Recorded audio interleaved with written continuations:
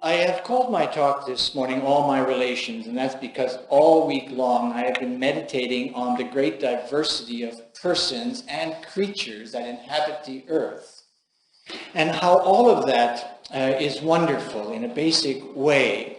I just think about sitting in our backyard, as you probably sit in your backyards or on your balconies or out by your lakesides or wherever you happen to take time to just relax and soak the natural world in. How many different birds come to and from our feeder and from our little water feature? And they're just an endless variety, and each with its own song, each with its own plumage, each with its own habits. And how pleasing that is for me and for you as well, I suspect, to observe, to participate in this splendor of diversity. And with that in the one point of view, or on the one hand, as we might say, we also think about all of the things we know about in the world which are rooted in conflict between persons who are different. And I would like to share with you a little bit today about some of my experience earlier in my life when I worked for home care. And some of you know about that experience a little bit. And I have found that it is a valuable memory for me, a valuable experience through which I learned many things about myself and the world in which I live, the world in which we live. And the main thing that I would like to emphasize is, as a person who worked for home care, I was called to be in intimate relations with men who are often a good deal older than I. And by intimate, I mean things like I had to cook for them, clean for them, sit with them, listen with them, tuck them into bed at nights, bathe them, shave them.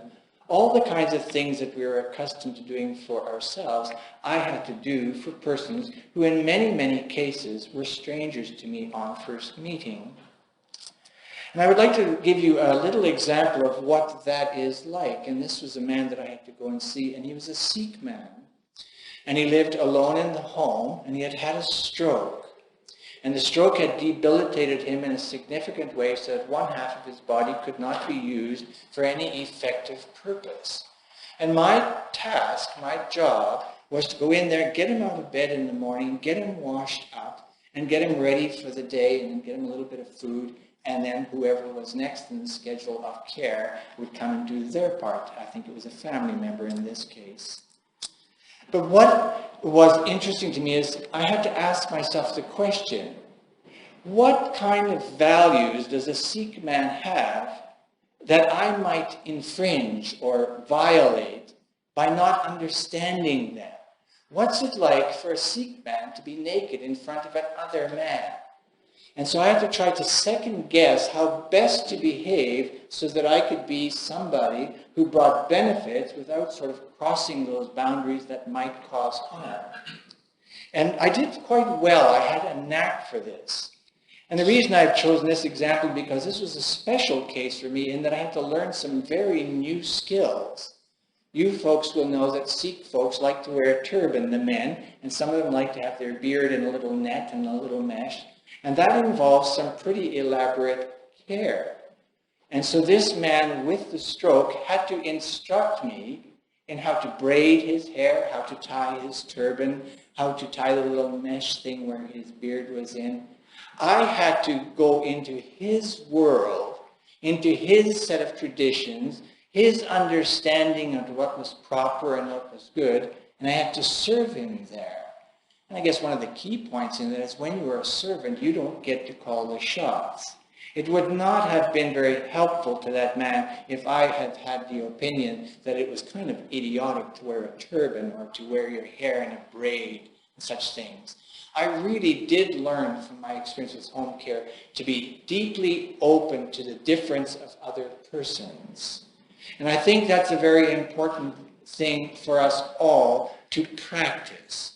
Being open to the difference of others so that that difference may bring us a blessing by enlarging our understanding of the world.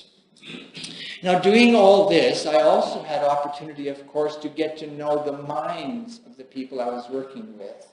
And in this case, it was quite sad because he was an elderly Sikh man. He had been widowed and his wife was buried in India. And his kids had persuaded him that he should come with them to Canada. And the kids were of the mind that the old world should be left behind and they were ready to embrace the new world. And as some of you who are grandmas and grandpas will know, that when the young suggest that you need to forget all that old stuff and put on the new stuff, it's not easy. And this man had a deep pining because he realized he was in the end stage of his life. He was going to be dying soon. His kids really weren't interested in what he felt deeply about the way that he missed his wife. And in particular, how he was longing to be able to go back to India so he could be buried in his native soil. That was so important to him. And I don't know how that story turned out, because when you're a home care attendant, you don't often get to stay with people for long periods of time. So you start things with them, you experience things with them, and then you walk away. And my trust is that that was a good experience for him that I was there. It was also a good experience for me to be there, just as was all of my experience with all these different people. All that to say that difference can be negotiated. It was our Chief Justice, Beverly McLaughlin, she's the Chief Justice of the Supreme Court, who many years ago gave a talk that I heard which made a big impression on me. And the Chief Justice, who is an expert in legal affairs and how people get into conflict and how that conflict can be resolved, Beverly McLaughlin suggested that the main problem facing the human race as we went forward was going to be the negotiation of difference. And we see that all over the world as people are fighting over their differences. And I'd like to make a point based on my experience with the Sikh man and many other persons, my experience with difference. My theory is that at some level, all across the planet, people are the same. And I would like to explain that by suggesting that you draw on your experience as moms and dads, as aunties and uncles, as grandmas and grandpas, your experience of love for the young people in your life. Whether you are Anglo-Saxon, whether you are German, whether you are Filipino, every single mom and dad, in a basic way, there are of course exceptions, but in a basic way, every single mom and dad on the planet longs for the best for their children. They long for health and for happiness. So I would propose that at a very basic level, the human family is deeply united in what it considers to matter most, that is, family. And what happens is that there are some persons in every group who have a hunger to have more than is rightfully to be expected. They have a hunger and a thirst for power over others. And the memory that I can call to mind, which we will all experience, would be the memory of those of us here in this side of Christianity, the America, Canada, Britain, and those on the other side of Christianity, Germany and Russia during the Second and the First World Wars. And how all those young people in uniforms were sons, and in recent wars, of course, their daughters as well.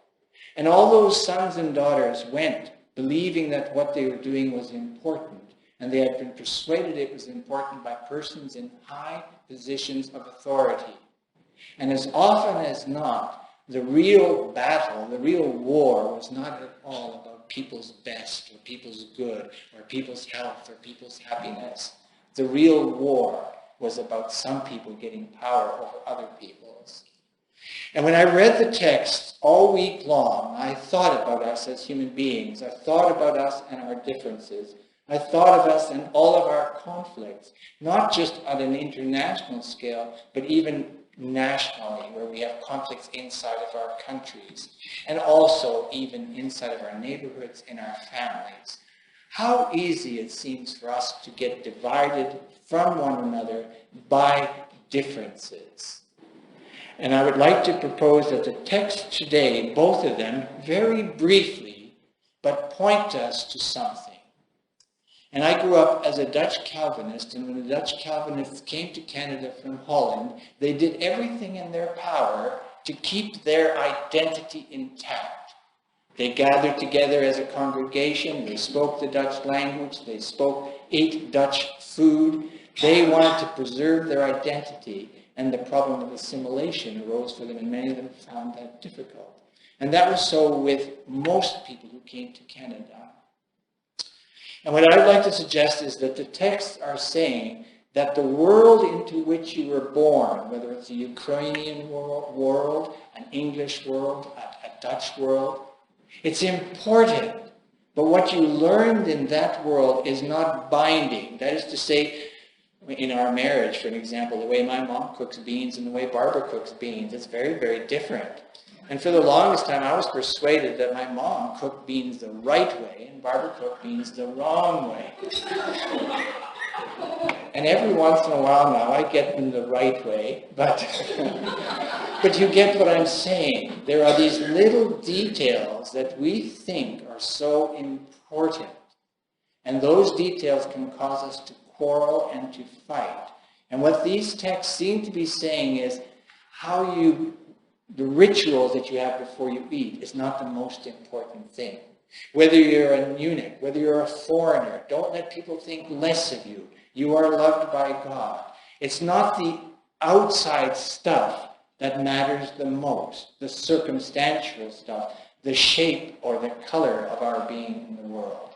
What matters most is that inner reality where we are in the very first place, nothing more or less than human being in a particular shape, a particular form, with a particular name, and a particular set of habits.